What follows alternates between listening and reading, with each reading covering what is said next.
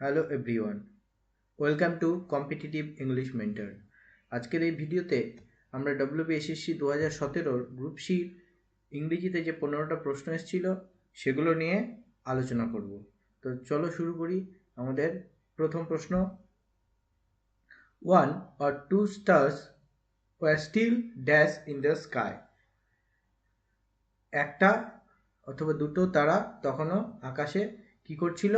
Burning, পুড়ছিল, turning, ঘুরছিল, twinkling, মিটমিট করে জ্বলছিল, and টিঙ্কলিং, টিঙ্কলিং মানে ঝনঝন করে আওয়াজ করা।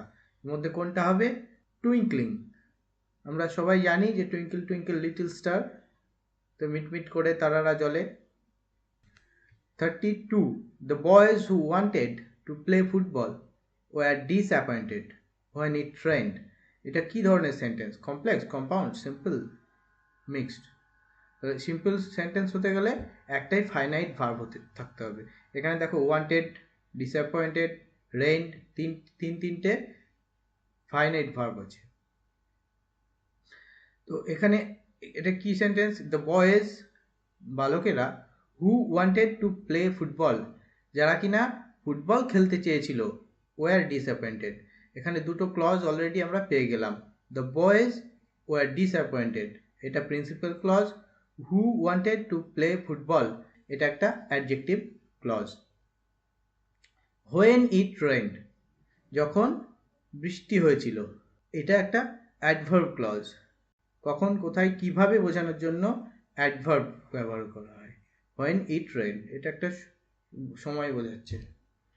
এখানে দুটো সাবঅর্ডিনেট ক্লজ দেখতে পেলাম এবং একটা প্রিন্সিপাল ক্লজ দেখতে পেলাম। তাহলে এই সেন্টেন্সটা কি হবে? Complex sentence. কম্পাউন্ড সেন্টেন্স হতে গেলে একের বেশি প্রিন্সিপাল ক্লজ থাকতে হয়।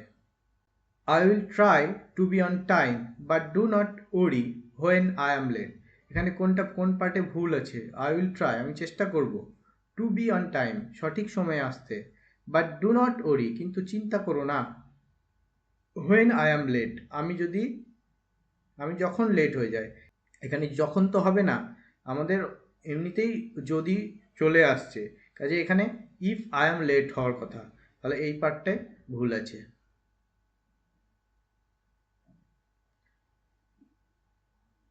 34. Or is it some humble lay familiar matter of today? এটা একটা কবিতা line, the solitary reaper. Humble কথাটার মানে জানতে চেয়েছে। হাম্বেল মানে এমনিতে বিনম্র বা ভদ্র হয়, কিন্তু এখানে যে ফ্যামিলিয়ার ম্যাটার অফ টুডে, অর্থাৎ আজকালকার সাধারণ ব্যাপার, অর্ডিনারি বিষয় বোঝানোর জন্য এখানে হাম্বেল কথাটা ব্যবহার হয়েছে, সাধারণ বা ইনসিগনিফিকেন্ট জিনিস। কাজে এখানে উত্তর হয়ে যাবে ইনসিগনিফিকেন্ট। চলে আসি পরেরটায়। Pick out the correct sentence, কোনটা সঠিক আছে? To be intelligent is more essential than being hard working. এখানে দেখো একটা কম্প্যারিজন বোঝাচ্ছে। কম্প্যারিজনের মাঝখানে একটা লিঙ্কিং ওয়ার্ড আছে যেটা হচ্ছে দ্যান। এই দ্যান একটা ইকুয়ালের মতো কাজ করবে। এর দুই পাশে দুটো কম্প্যারিজনের যে বিষয় দুটো আছে তারা একই লেভেলে থাকতে হবে, তাদের মধ্যে ব্যালেন্স থাকতে হবে। এখানে টু বি ইন্টেলিজেন্ট আছে, ইনফিনিটিভ ব্যবহার করা হয়েছে, তো পরের পার্টেও এখানেও টু বি ব্যবহার করতে হবে। এটাকে প্যারালেলিজম বলে। দুই দিকের এটা একটা ইকুয়াল সাইনের মতো, তোমরা একটা সমীকরণের ইকুয়ালের মতো ভাবতে পারো দ্যানটাকে। তার দুই দিকে জিরান্ড থাকলে জিরান্ড, আবার ইনফিনিটিভ থাকলে ইনফিনিটিভ, যে কোনো দুই দিকে সমানভাবে দিতে হবে। Being intelligent is more important than to be hard working. এখানে বিং এর সঙ্গে টু বি যাবে না। For one to be intelligent is more important than being hard working, আবার টু বির সঙ্গে বিং এর তুলনা করেছে, এটাও হবে না। Being intelligent is more essential than being hard working, এটা শুনতে কত ভালো লাগছে তোমরা দেখো। Being intelligent is more essential than being hard working,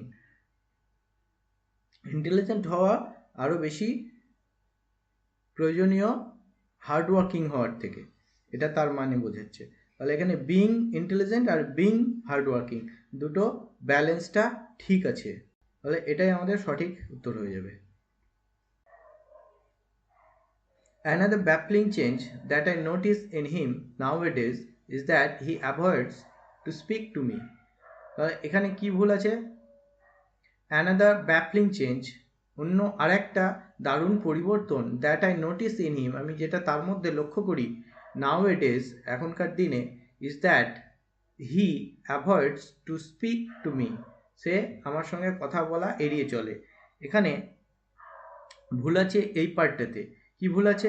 avoids এমন একটা ভার্ব যার পরে আমরা জেনারেলি জিরান ব্যবহার করি, যেমন কিপ স্মাইলিং, কিপের পরে কিপ টু স্মাইল বলবো না, keep smiling. Enjoy, I enjoy reading novel, I enjoy to read novel হবে না। সেই রকম অ্যাভয়েডের পরে স্পিকিং জিরান ব্যবহার করতে হবে, এখানে ইনফিনিটিভ চলবে না। তাহলে উত্তরটা কি হওয়া উচিত? is that he avoids speaking to me, to speak তুলে স্পিকিং হওয়া উচিত। এটা একটা স্ট্যান্ডার্ড প্রশ্ন দিয়েছে। পরেরটাই যায়, write an abstract of this এসে, এই এসে বা প্রবন্ধটার একটা অ্যাবস্ট্রাক্ট লিখো। আন্ডারলাইন ওয়ার্ডের মিনিং বলতে দিয়েছে অ্যাবস্ট্রাক্টের মানে কি। অ্যাবস্ট্রাক্টের দুটো মানে হয়, একটা হচ্ছে বিমূর্ত ধারণা বা আমরা অ্যাবস্ট্রাক্ট নাউন বলি, যেটা টাচ করা যায় না, ইন্দ্রিয়গ্রাহ্য নয়, এরকম তাদেরকে অ্যাবস্ট্রাক্ট বলা হয়। তো সেটা তো এই কনটেক্সটে আসছে না। এখানে অ্যাবস্ট্রাক্ট এসের অ্যাবস্ট্রাক্ট মানে এসের সামারি বোঝাচ্ছে, তাহলে এটাই আমাদের অ্যান্সার। কনটেক্সট অনুযায়ী এটার উত্তর হবে summary. Would you mind moving the car? The above sentence is query, এটা কি কিছু জানতে চাওয়া হয়েছে? Polite request, এটা কি রিকোয়েস্ট করা হয়েছে? অ্যান অ্যাডভাইস, উপদেশ দেওয়া হয়েছে? এ সাজেশন না প্রস্তাব দেওয়া হয়েছে?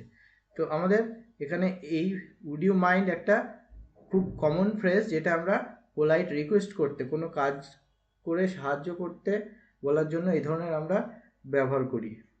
Would you mind waiting for a while, কিছুক্ষণের জন্য অপেক্ষা করলে কি তুমি কিছু মনে করবে? এটাও একটা পোলাইট রিকোয়েস্ট হচ্ছে, তাহলে এটা উত্তর হয়ে যাবে পোলাইট রিকোয়েস্ট।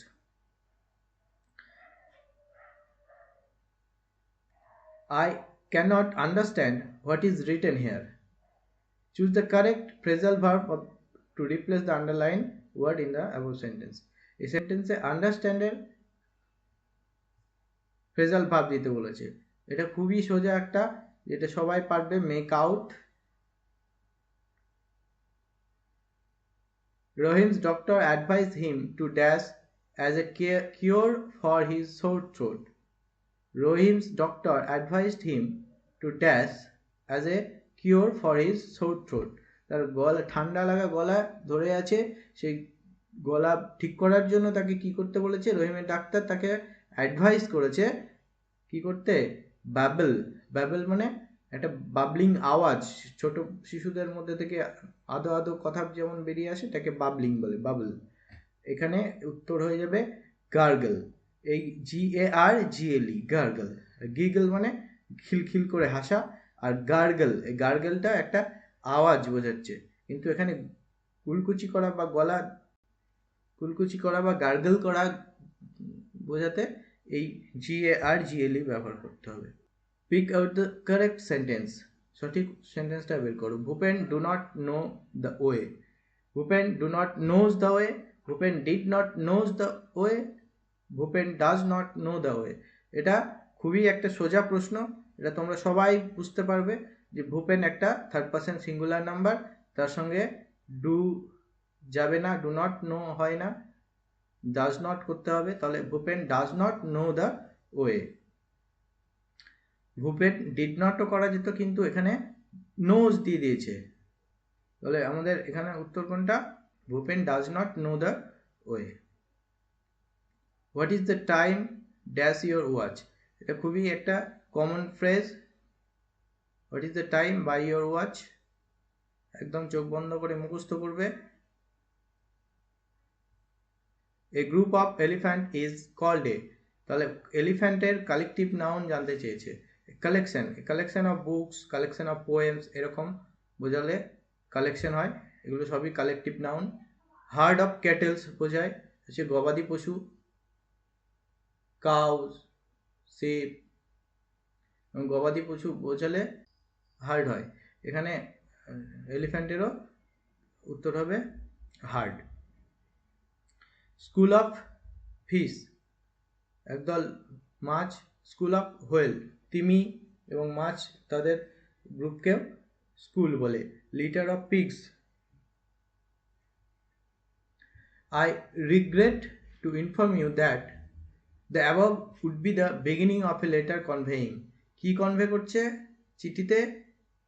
রিগ্রেট মানে আফসোস করা, তাহলে আফসোস করতে গেলে আমাদের স্যাড নিউজ, ডিনায়াল হবে না, ডিনায়াল মানে অস্বীকার করা, অ্যাকসেপ্টেন্স স্বীকার করা, অ্যান্ড ইমার্জেন্সি ক্ষেত্রেও এই রিগ্রেট কথাটা ব্যবহার হয় না, স্যাড নিউজের ক্ষেত্রেই আফসোস করা বা শোক করা বোঝে।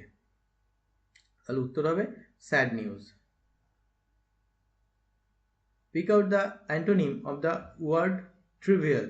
ট্রিভিয়াল অর্থাৎ তুচ্ছ বা তাচ্ছিল্য, তো তুচ্ছ বা নগণ্য জিনিসের জন্য আমরা তার অ্যান্টোনিম কি ব্যবহার করব? গুরুত্বপূর্ণ, ইম্পর্টেন্ট। ইনসিগনিফিকেন্টটা এর সিনোনিমাস। ফিউটাইল মানে ব্যর্থ, আর ফাস্ট মানে খুব দ্রুত। তাহলে আমাদের 15টা প্রশ্ন এখানেই শেষ হলো। Thank you for watching till the end. Please subscribe my channel and press the bell icon